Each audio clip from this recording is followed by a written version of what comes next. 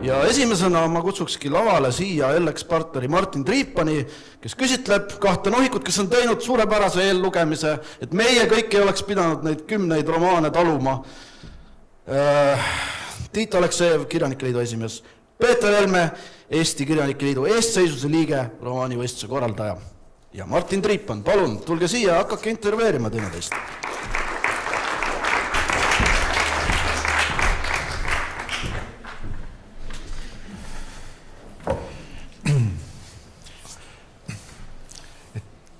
Kohe pandi eksamile nagu enne kui sai loengusse minna, aga alustaks sellest, et kui siia ruumi sai sisse tuldud, siis kui siia üles korraks vaadata, siis tahaks kuidagi öelda, et must lagi on meie toal, on must ja suitsuga.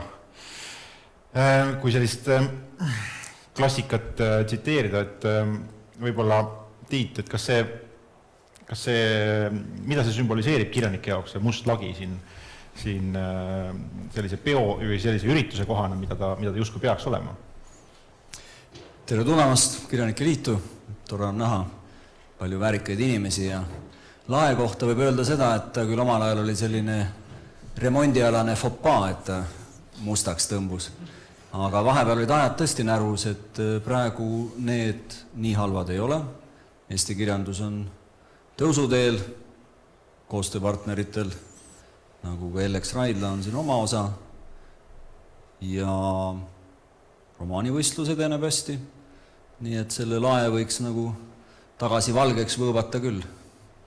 Ja selline vastuolude ja vastasseisude lahendamine on tegelikult ka sellise õigusmaailma selline osa ja seetõttu ja sellised õigus ja õiglus on ju ka Eesti kirjanduse sellise tüvitekstides küllaltki tuntud motiiv, et me näeme seda üsna sageli ja pealegi, nii nagu siin ka enne öeldi, mõni jurist võib saada ka kirjanikuks, mõnest kirjanikust võib saada jurist, et kui me mõtleme suurmeistritele, Tammsaare ja Krossile, siis need tegemist oli ju lausa ülikooliharidusega juristidega.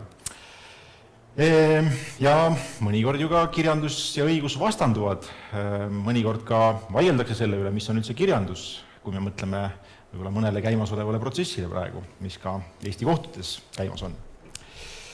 Seega see õigusvaldkond ja kirjandus ei ole üksteisest mõnes mõttes eriti kaugel, võib leida palju põhjendusi, miks nad on ka päris lähedal.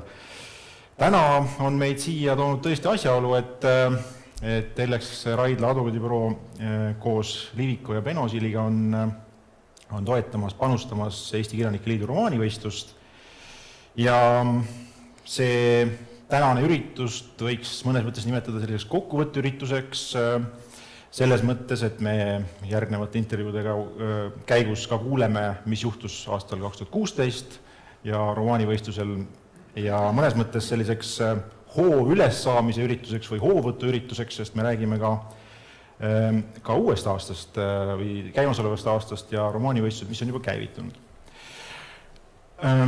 Aga kui me sellist võistlustest või auhindadest üldse räägime, siis tavaliselt tekitab see alati küsimuse, et kas me räägime sellisest nagu küla kukeboksist või maailmameistrivõistlustest, et kui tähtis see võistluse auhind ikka üldse on. Näiteks, kui me meediat siin hiljuti vaatasime, siis oli juttu Kelly Sildarust, kes peaaegu pidi võitma ühe auhinna, mida ta ikkagi ei võitnud, aga meedia arutas tugevalt selle üle, et kas see spordimaailma auhind on siis nagu Oscari moodi või Emmy moodi või pole ta kummagi moodi. Aga Peeter, äkki sa oskad meile öelda, et kas Eesti Kirjanike Liidu romaanivõistlus, mille moodi see võistlus on ja kuidas ta on kujunenud? No kindlasti on tegu mingi päris ja mitte peaaegu asjaga. Aga eks kultuurivaldkondade selline auhindamine, see on ikka selline keeruline asi ja on ka inimesi, kes ju täitsa arvavadki nii, et võib-olla ei saa siin nagu mingisugusest paremast ja halvemast rääkida, aga romaanivõistluse puhul on selles mõttes asi väga lihtne, et osalevad need käsikirjad, mis siia saadetakse, kedagi ei sunnita osalema.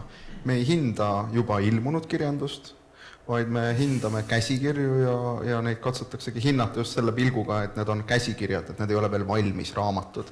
Seega loodetavasti siis niimoodi suhteliselt leebe pilguga.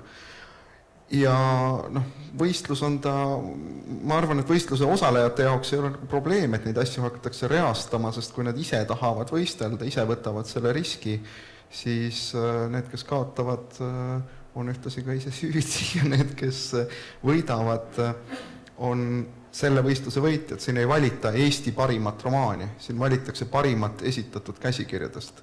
Seega, kui vaadata näiteks möödunud aasta võidutöid ja möödunud aastal üldse ilmunud kirjandus, siis julgen väita, et romaanivõistluse võidutööd olid ka üldiselt eelmise aasta kirjanduse lõikes väga head, aga kindlasti ei ole mõtet neid võrrelda, et see võistlus on ikkagi see võistlus, siia esitatakse need käsikirjad, mis esitatakse ja ma ei tea, kas see nüüd on mingisugune, see ei ole mingi Oscarite jagamine või nii, sest seal jagatakse filme ju ikkagi, seal jagatakse auhindu ikkagi nendele filmidele, mis on kinos jooksnud, et see on hoopis teine asi. Nii et osaliselt on see romaanivõistlus kindlasti ka abiks algavatele autoritele, sest et seda sai eelmine kord päris palju kuulda, et inimesed, kes osalesid, olid hiljem tänulikud selle eest, et nad said žürii liikmetelt vastukaja, mis on tegelikult päris tüütu asi, see võib-olla kõrvalt vaadates ei tundugi nii erilise tööna, aga seal žüriis ikkagi neid käsikirju lugedes pärast iga käsikirja lugemist tuleb ennast kokku võtta ja vähemalt 5-6 lauset, tegelikult ikka mingi pool lehekülge kirja panna.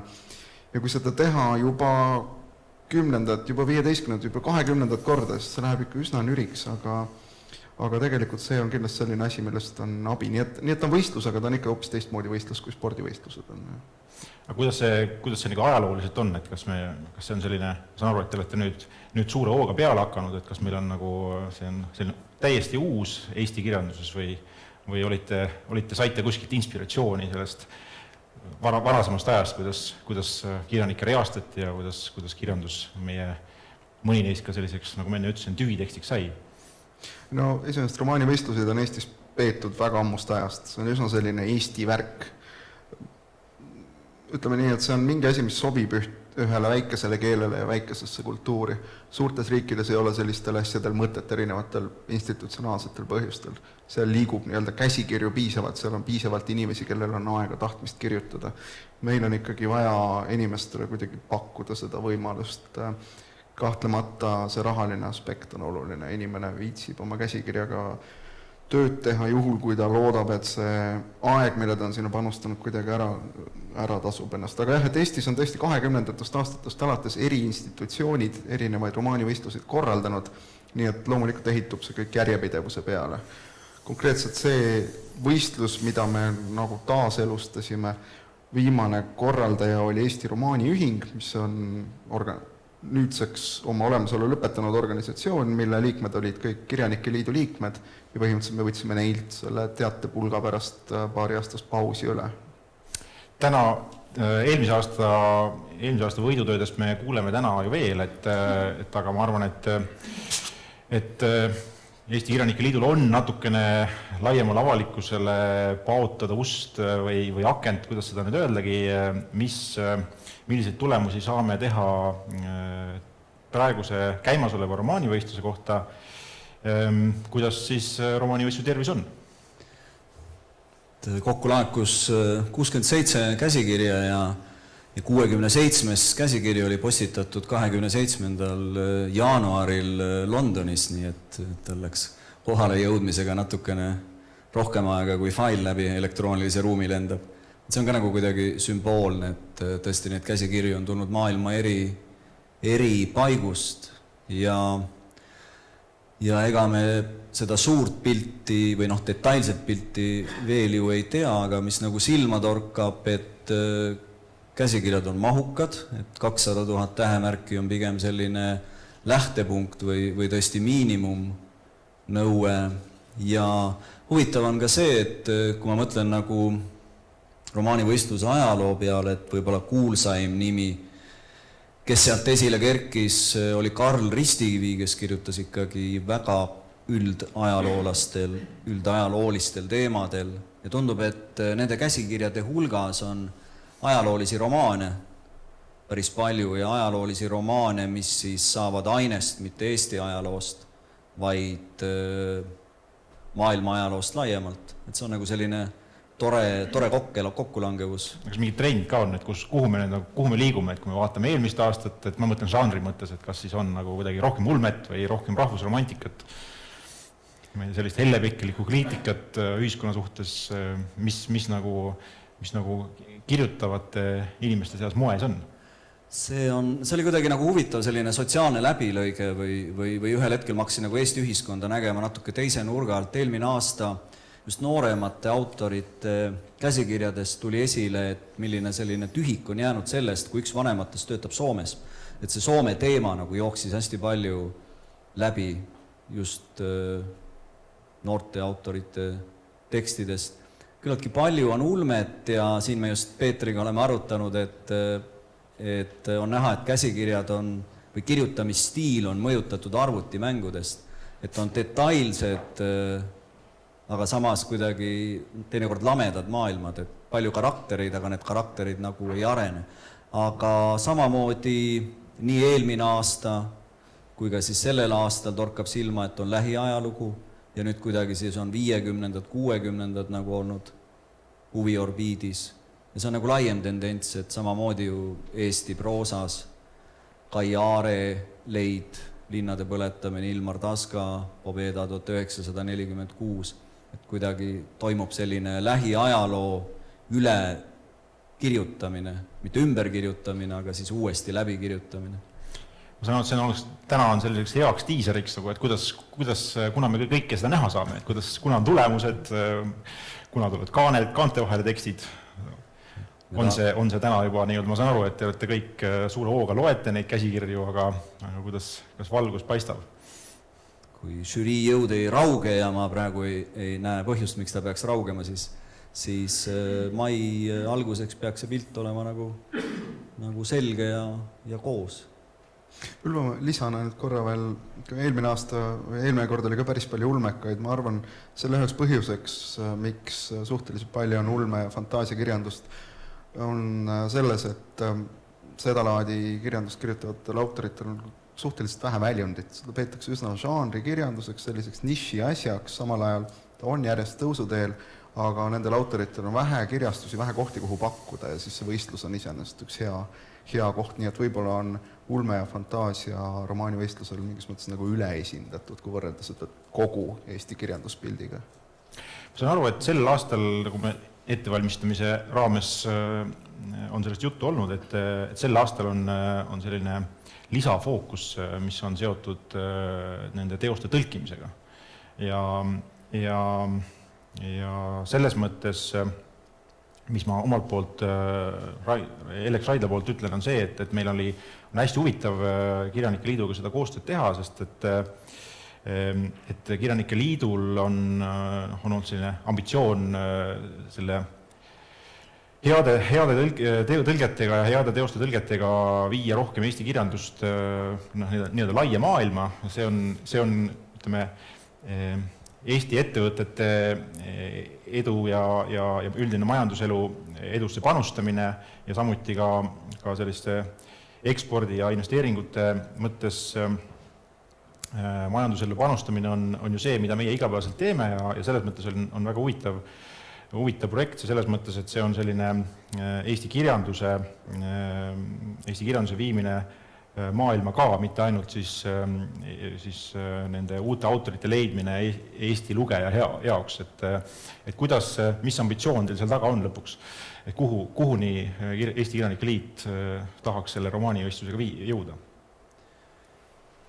Siin on, kirjanduselus on selline pudelikael turumajandusest lähtuvalt, et kirjastaja ei anna välja teost, mille suhtes ta ei ole kindel, mis tähendab seda, et ta soovib lugeda käsikirja keeles, mis on siis talle või kirjastuse professionaalsele lugejale arusaadav. Nüüd käsikirja tõlkimiseks läheb siis, kui on kirjastamisleping allkirjastatud ja üldiselt nagu seda raha ei raatsita ette maksta. Nüüd see olukord on tänu Eesti Kirjanduse Teabekeskusele paranenud ja nüüd see romaanivõistlus ja siis partnerite panus ennekõike annab sellele täiendava impulsi, et see lihtsalt annab autorile võimaluse, kes ehk muidu jääks varju, aga kellel on selline tugev tõlkepotentsiaal, et see annab talle nagu võimaluse siis läbimurdeks või eduks. Et see on nagu päris oluline, et kirjandus ongi selline ettearvamatu, et keegi ei tea kunagi, mis kellestki saab või milline on selle käsikirja saatus. Ja sageli autorid, kes on olnud sõna otseses mõttes nähtamatud, hiljem selgub, et nad olidki selle ajajärgu kõige olulisemad autorid. Ja mõni teine autor, kes särab ja igal pool esineb, et selgub, et ta nii tähtis ei olnudki. Et selles mõttes see käsikirjadele keskendumine on oluline. Ja eks ta aega mööda edeneb ja see eksport kõlab teinekord nagu veidikene õõnsalt, loom eksport, aga tegelikult sellel asjal on nagu reaalne sisu ja see on nagu õige asi. Et me jällegi ettevalmistamise käigus rääkisime Indrek Harglast ja Andrus Kivirähust, et te ütlesite, et nemad on sellised tõeliselt erandlikud autorid, et kuidas siis nüüd, mis teeb neid selles mõttes erandlikuks või ta ongi see ambitsioon siis see, et rohkem kirjanikke satuks sinna erandite hulka ja selle kaudu siis võiksime öelda, et su rohkem hulk kirjanikke on rahvusvaheliselt edukas. Mis on nende fenomen, mis nüüd praegu, kuidas nemad on selle pudeliga ületanud? No kõige lihtsam on öelda, et me ei tea seda või see on väga palju sellist müstilist ja subjektiivselt, miks meil üks raamat meeldib ja teine ei meeldi. Hargla puhul võib lihtsustatult ja lühidalt öelda, et tal on õnnestunud minna sellisesse üldisesse krimikirjanduse lainesse. Näiteks Saksamaal tema raamatud ilmuvadki vastavalt sellises Hansa krimkade sarjas, mis on parasjagu popp. Ja Kivirähk ilmselt eksootika võlu. See, et prantslased on hakanud Kivirähki lugema, seda ei osanud keegi ette ennustada. Ta üritati Skandinaaviasse müüa, kus arvati, et ollakse nagu meiega rohkem hingesuguluses, see hästi ei läinud. Ja prantslased avastasid mingi võõrapärase võlu. Et kui me nüüd räägime ühe romaanivõistluse käsikirja tõlkimisest, siis ega me tegelikult ka ei tea, mis sellest tuleb, aga kahtlemata tuleb silmas pidada, ehk siis nendele, kes ei tea, kokkulepe on siis selline, et mitte tingimata võidutööd ei tõlgita, vaid seda, mis žürii meelest võiks kõige paremini välispublikut kõnetada. Sellega võib muidugi täiesti puusse minna, eks. Aga muidugi kirjanduses on omad moed ja on õigustatud oletused, miks miski võiks minna ja miski mitte. Nii et ma arvan küll, et see on nagu väga hea, kui meil lõpuks on olemas üks käsikiri, mis eks näis, mis žürii otsustab. Äkki see on, võib-olla otsustatakse just mingi hästi selline julge valik, midagi sellist, mida äkki siis välismaal tuleb kõigepealt tõesti nagu suruma hakata, et tõestada väliskirjastajatele, et see võiks neid huvitada. Aga võib-olla õnnestub ka leida midagi, mis läheb väga hästi praegu valitsevate moodidega kokku. Igatahes, eks siin on väga palju müstilist, miks mingi asi hakkab müüma ja miks mingi asi ei hakka. Kõige tuntum lugu, mida korduvalt on räägitud, Harry Potter. Kirjastajad üritasid seda asja rahvusvaheliselt tuntuks teha ja see ei huvitanud mitte kedagi. Või sama need Millenniumi sarjaraamatud. Surnud kirjanik ka veel, eriti raske juhtum ja ikkagi õnnestus sellest teha rahvusvaheline menuk. Võib-olla ma ei peaks seda nüüd ütlema, aga ma lihtsalt ütlen, et tegelikult me ei tea, miks mingi asi lõpuks läheb. Kõik võib olla justkui kõige õigemini läbi mõeldud, aga nii väikese kirjanduse puhul nagu Eesti, kui muu ei aita, kui peab proovima lihtsalt ja peab neid käsikirju tõlkima ja pakkuma. Ma korraks haaran siin kinni sellest Kivirähu näitest, et see on iseenesest huvitav, et prantslasi kõnetas siis tema romaani Mees, kes teadis Ussisõnu selline nukker toon, et see on nagu mure väljasureva keele ja kultuuri pärast. Et see pani nagu kellukese prantslaste hinges helisema, kusjuures prantsuse keele ja kultuuri mõju ei ole kunagi olnud nii mõjukas kui praegu. Aga ometi see nagu tekitas sellise resonantsi. Ja see ongi nagu oluline, et teatud käsikirjad saaksid valgust, et siin on sobiv ka ära mainida Postimehe algatuse, et nemad panid välja eripreemia siis käsikirjale, mis nende hinnangul tabab aja kirjanduse vaimu, et siis praeguse kirjanduse vaimu, mis oleks kuidagi oluline ka tuleviku jaoks, et see on jällegi täiendav selline šanss. Et me loodame, et žüriil on hea nina ja leiab õige maasika üles sellest, mis võiks olla rahvusvaheliselt huvitav publikule ja selles mõttes, et ka seda, et toetajate poolne panus sellesse käsikirjade tõlkimisse, et viia mõni Eesti teos laiema avalikkuse ette rahvusvahelises mõttes, saab siis nii-öelda õige hoo ja õige suuna. Aitäh! aitäh! Aitäh teile ja toredat pidu!